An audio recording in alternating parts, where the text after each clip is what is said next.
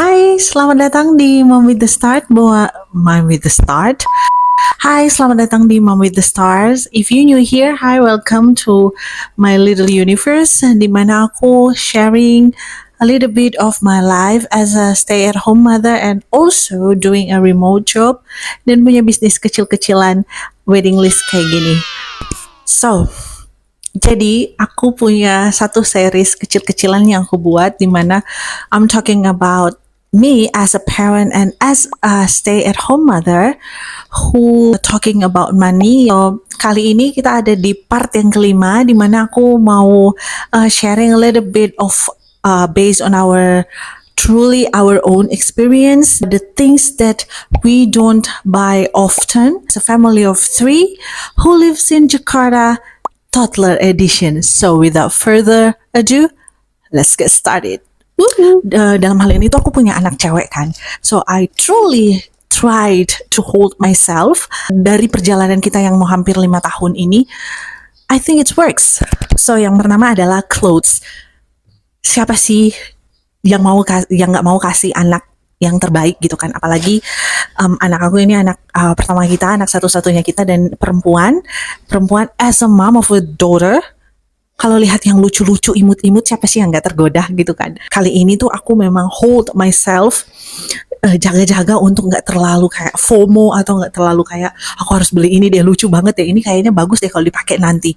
Dan waktu itu memang juga anak kita ini lahir di saat dunia lagi tidak baik-baik saja. Waktu itu ada sesuatu hal yang terjadi di dunia ini, kita dilarang untuk keluar rumah, kita dilarang untuk berinteraksi banyak dengan orang luar, dan ada baiknya juga sih biarkan anak tuh tidak terkontaminasi waktu itu.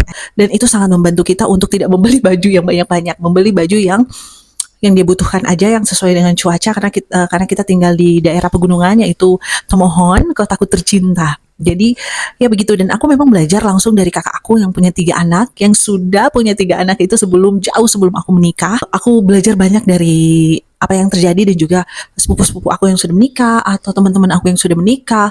Kadang tuh aku lihat banyak sudah beli baju tapi nggak sempat dipakai, atau sudah kekecilan. Nah, itulah kenapa aku berusaha untuk menahan diri sendiri, karena anak itu apalagi bayi, proses pertumbuhannya tuh pasti lebih cepat. Nah ini nih tips and trick tuh pasti ibu-ibu orang tua di luar sana tuh pasti tahu, teman-teman orang tua, teman-teman sekalian tuh pasti tahu ya, kalau kita beli baju, mau celana, mau kaos, mau jaket, mau kaos kaki, mau apapun itu pasti ya, scarves pasti itu kita naikinnya 2-3 tahun ke atas kan. Nah, inilah yang terjadi, gunanya untuk menaikkan size-nya lebih awal pada saat dia lahir, karena aku akhirnya baru beli pajamasnya dia dan beberapa bajunya dia tuh sebelum ulang tahunnya, karena pajamasnya dia dan beberapa baju-bajunya dia itu sudah nggak muat, dan itu bawaan daripada saat dia masih bayi. So ya, kalau kita kemana-mana gitu, kita nggak selalu beli baju gitu buat anak aku, karena she have way more enough in her closet. Saya. Yang kedua adalah toys. I know we need to stimulate our kids as much as we can. Dalam hal ini aku tuh bukan orang yang FOMO ya, thank goodness. So I didn't follow the trend too much. Aku lihat mana yang bisa, mana yang masuk di budget aku, mana masuk di perkembangan anak aku bakalan menerapkannya. Keputusan untuk tidak terlalu banyak membeli mainan-mainan. Kadang tuh kan kalau jadi orang tua tuh kita mau nggak mau jadi lebih kreatif. Nah, kadang-kadang kalau aku mikirnya gini, ya udah kalau seandainya kita belum bisa beli, atau instead of being FOMO and buy all of those things, aku pikir oh ya udah, ada nggak ya yang bisa aku DIY gitu kan. Kalau memang nggak ada dan anak pada saat itu memang butuh, ya why not. Kita jarang sekali untuk membeli mainan, apalagi pada saat kalau kita keluar kemana-mana terus kayak dia melihat mainan, we are totally like a parents who not going to buy her immediately. Ada yang bilang kita menunda gravitasi ya. Gravitasi. Kita menunda gratifikasi gitu. Nah, itu ada kejadian yang beberapa bulan yang lalu tuh dia mulai suka untuk menyanyi, dia suka pegang botol aku, atau dia punya roll Play-Doh dan dia juga suka menyanyi. So akhirnya dia tanya, mama papa boleh beli mikrofon nggak? Dan kita nggak langsung beli, kita lihat dulu apakah memang dia mau atau dia cuman hanya pengen aja gitu kan. Dan ternyata day after day, she just like to singing. So yeah, we both a little mini of microphone and a little speaker that dimana sekarang aku yang pakai speakernya ya. Yang ketiga, indoor playground. Di sini bukan memposisikan bahwa aku nggak anti banget indoor playground, ya enggak sama sekali. Aku pikir mereka juga menyediakan indoor playground ini untuk jadi salah satu alternatif ya buat orang tua, buat anak-anak biar bisa berbagai macam, biar bisa bermain dengan berbagai macam permainan dan experience a lot of things inside atau indoor gitu. Akan tetapi aku sama suami aku tuh sekarang ini lebih memilih untuk mengajak anak ke outdoor gitu. Dan thankfully ada taman yang baru banget buka di daerah kompleks rumah kita, dan kayaknya hampir tiap hari kita ke sana deh.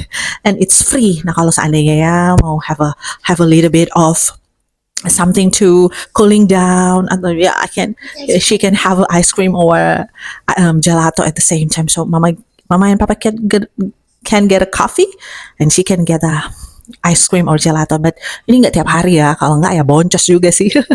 Meskipun masuk di taman itu gratis ya. Yang keempat, shoes or sandals. Jadi aku sama suami aku ini suka banget sama sepatu. Tapi setelah menikah dan punya anak, we switch our prioritas kami jadinya, dan nggak mungkin kan kalau anak kita nggak provide untuk sepatu untuk nyaman dia berjalan main-main. She now has one sneakers, one sepatu untuk gereja, satu untuk sepatu jalan-jalan kayak sepatu tali gitu, dan satu slippers. I think it's enough. Aku akan bakal ganti apabila itu sudah sempit atau itu sudah rusak. Yang kelima adalah ini yang terakhir nih, tumbler. Ya mungkin karena anak aku belum masuk sekolah, jadi belum ada drama-drama atau belum ada kejadian yang hilang tumblernya atau lupa tumblernya. Most of the tumbler that she has itu hadiah dari maminya, kakak aku. Dan memang ini ada tradisi yang tidak sengaja aku lakukan, yaitu setiap dia ulang tahun aku pasti beli satu tumbler buat dia. Dan jadi dia tuh punya tumbler untuk di rumah dan juga tumbler yang untuk di bawah-bawah. Soalnya kalau tumbler yang di rumah itu agak lebih besar, kalau tumbler yang di bawah-bawah cukuplah untuk di tas mama ya. There are 5 things that we don't buy often as a family of 3 living in Jakarta, toddler editions. Jadi 5 hal tersebut aku pengen share karena on top of that, I just want to sharing this. Aku pernah di titik yang bingung karena mau mulai dari mana ya, apa saja ya yang aku harus tahan dulu sebentar, mana yang urgent, mana yang enggak. Gimana caranya untuk nggak terlalu FOMO, gimana caranya ya untuk tidak terlalu mengikuti keinginan diri sendiri, gimana caranya untuk kita untuk tidak terlalu mengikuti tren, dan bukan hanya menghemat ruangan kita di rumah, tapi juga menghemat pengeluaran, menghemat uang kita, dan kita memprioritaskan rather than buy those things, we priority our money to put into saving account or emergency account or biaya sekolah anak. Thank you so much for watching. I hope this video could be able to give you a little bit insight or bisa memberikan pencerahan or what should I start first? What should I do first? Right? So thank you so much for watching. I hope you have a fantastic day. Be kind, everyone. Choose. Oh yeah, and don't forget to like, subscribe, and share this video to your beloved ones. Thank you so much. Bye.